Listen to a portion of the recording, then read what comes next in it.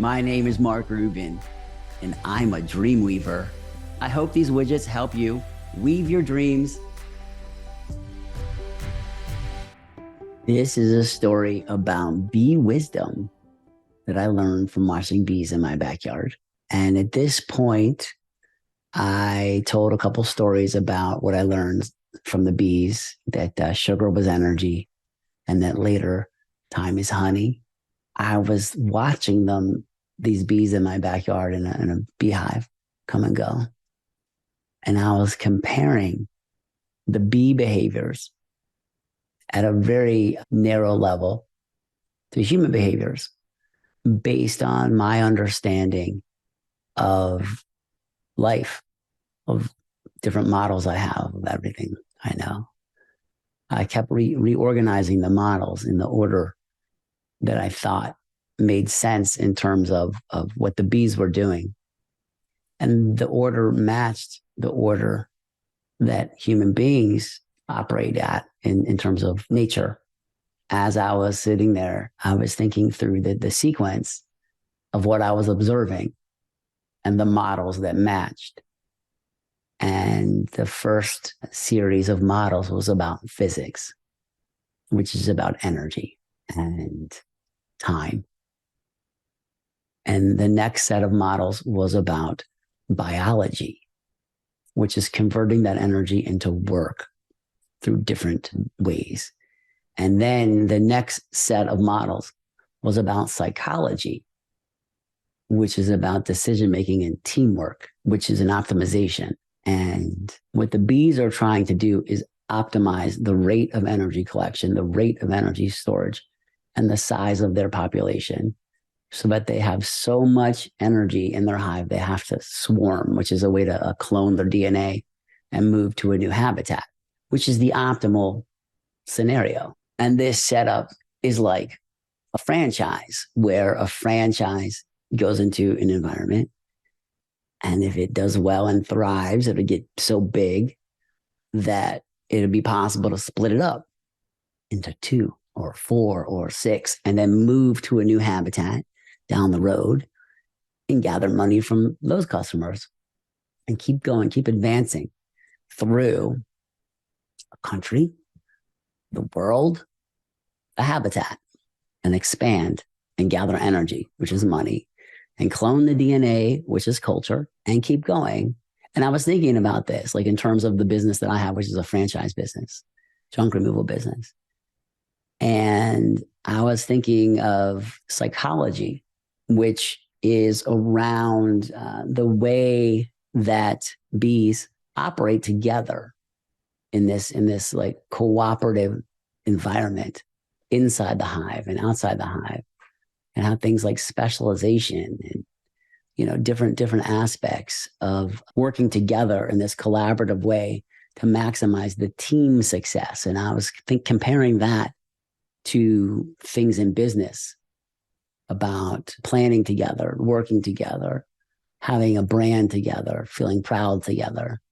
I thought that was cool. And then I got to economics, which is about the transfer of energy in the larger habitat, not just a beehive or an individual bee, but like the broader picture, the trading. And the bees are doing work to trade genetic material, which creates more flowers.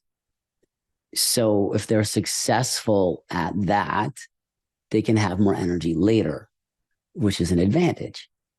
That's economics. The next doesn't exactly exist in the bee world, but it does a little bit, which is anthropology, because that's really a sort of cross hive idea. But sometimes a bee will go into the wrong hive, a different beehive.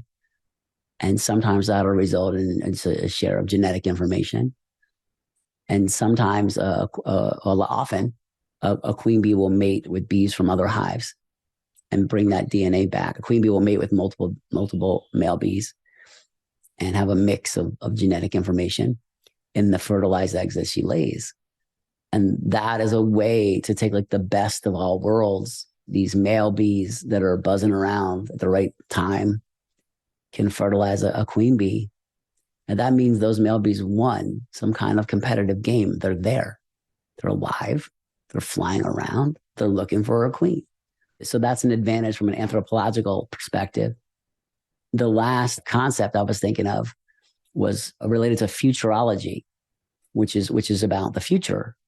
And I was thinking about a queen bee's lifespan. A queen bee lives the equivalent of 20 worker bee lifespans, which is the equivalent of living 1,500 years for a human.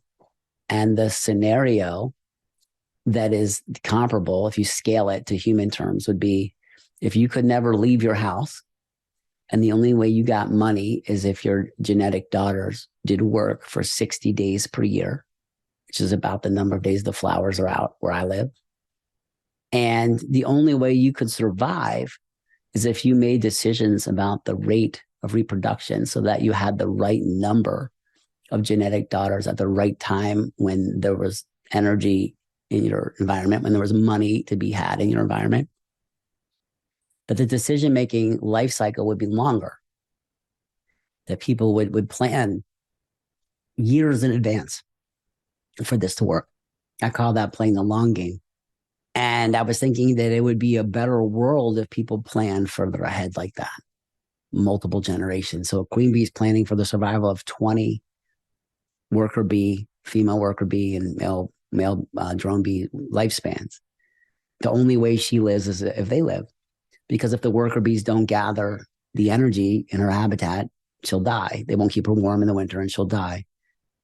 And I was thinking this idea about futurology.